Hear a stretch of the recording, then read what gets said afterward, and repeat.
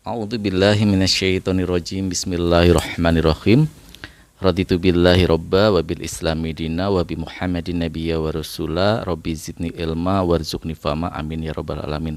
Rabbi israh li sadri wa yassir li amri wahlul 'uqdatam min lisani yafqahu qawli. Terima kasih kepada para Ikhwan Fillah subscriber dari Farhan Faluh Channel. Kali ini saya akan membahas sebuah topik yang baru-baru ini ngetren ya, atau top atau kontroversi, yaitu ketika ucapan dari salah satu ulama kita, Khalid Basamallah, Ustadz Khalid Basamallah, yang mengatakan bahwa wayang itu adalah haram. Nah, banyak ragam kantor dari berbagai pihak ya, tentang ucapan dari Ustadz Khalid Basamallah di videonya, yang bahkan kalau para ikhwan tahu, video itu adalah yang diupload 4 tahun yang lalu.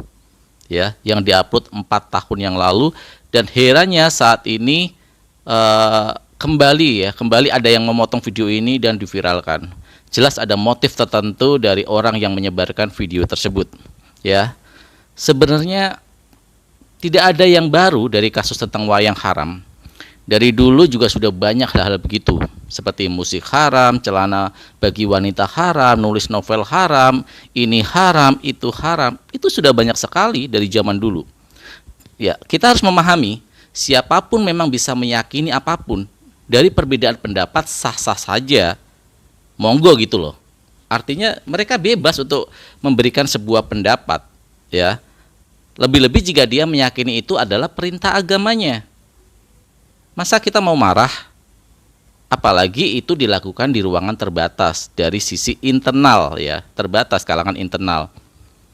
Ya, kita tidak bisa untuk serta-merta menelan mentah-mentah hal tersebut. Sebagai contoh, ketika di Islam sapi haram. Ini adalah ajaran agama. Makan sapi haram bagi agama lain. Apakah Islam akan marah? Kan tidak. Ya kan? Agama lain bilang sapi haram, tapi apakah Islam marah? Tidak. Karena itu adalah internal mereka. Ketika kita mengatakan bahwa dia kafir, mereka nggak boleh marah. Itu adalah kosakata internal kita. Atau kita mengatakan babi haram, mereka nggak boleh marah. Apalagi mereka mengejek dengan mengatakan, enak, videonya kan banyak beredar seperti itu. Apa umat Islam marah? Enggak, umat Islam biasa aja.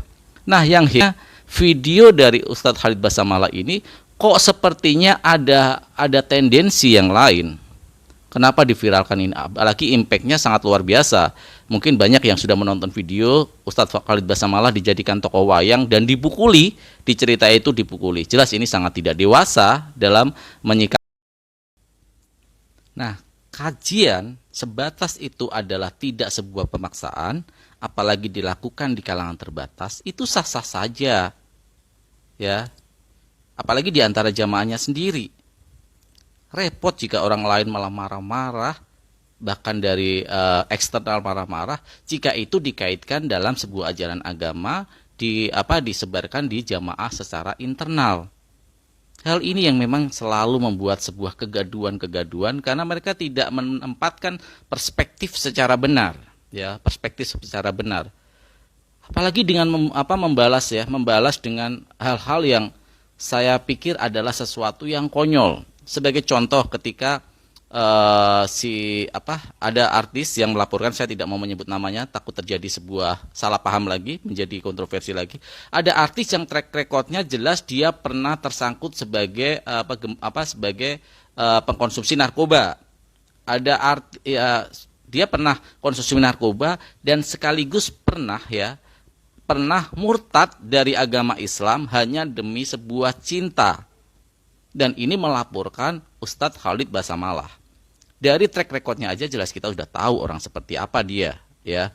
Terus ada seorang yang sebenarnya punya nama, dia membuat sebuah pertunjukan di pesantrennya dengan menggambarkan Ustadz Khalid Basamallah sebagai tokoh wayang dan digebukin tokoh Ustadz Khalid Basamallah di wayang itu.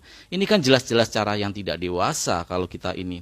Sampai kapan umat Islam mau diobok-obok dan diadu domba terus seperti ini? Saya heran gitu loh. Impactnya ini kan dampaknya kepada masyarakat bawah yang akhirnya terkotak-kotak. Terjadi sebuah polarisasi terus-menerus dan tidak ada penyatuan ukhuwah Islamiyah yang kuat. Sebagai sebuah contoh, Kalau ini terus terjadi, akan terjadi benturan-benturan terus, akan terus terjadi sebuah framing-framing jahat terhadap Islam sesama Islam yang ini akan membuat tertawa kubu sebelah atau kubu yang tidak suka dengan Islam. Ya, contoh mengatakan Salafi seperti ini, Wahabi seperti ini, dan mereka tidak mau belajar sebenarnya Salafi itu apa maksud Wahabi itu apa. Saya pikir secara furqah-furqah seperti ini, firqah-firqah seperti ini, kita harus mementingkan pohonnya, bukan cabangnya. Yang penting tetap la ilaha illallah Muhammad Rasulullah, kita bersatu.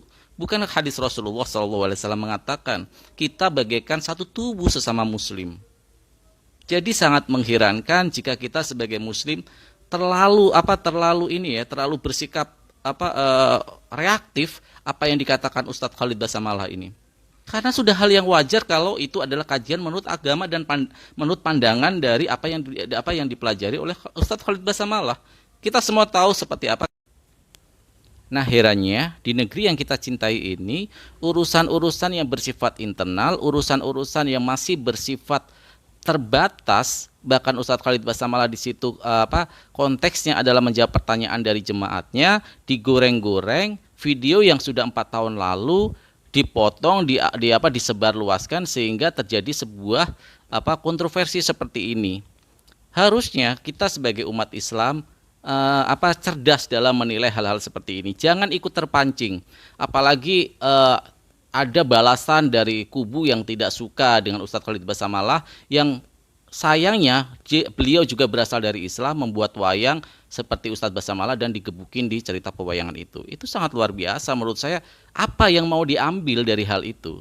Sampai kapan umat Islam mau diobok-obok ini seperti ini terus? Kapan kita mencoba beranjak dewasa, melupakan firqah-firqah, melupakan militansi fanatisme organisasi demi kebesaran Islam?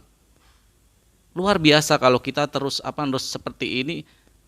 Bukankah hadis Rasulullah itu kita bagaikan satu tubuh? Ukhuwah Islamiyah kita di mana, ya?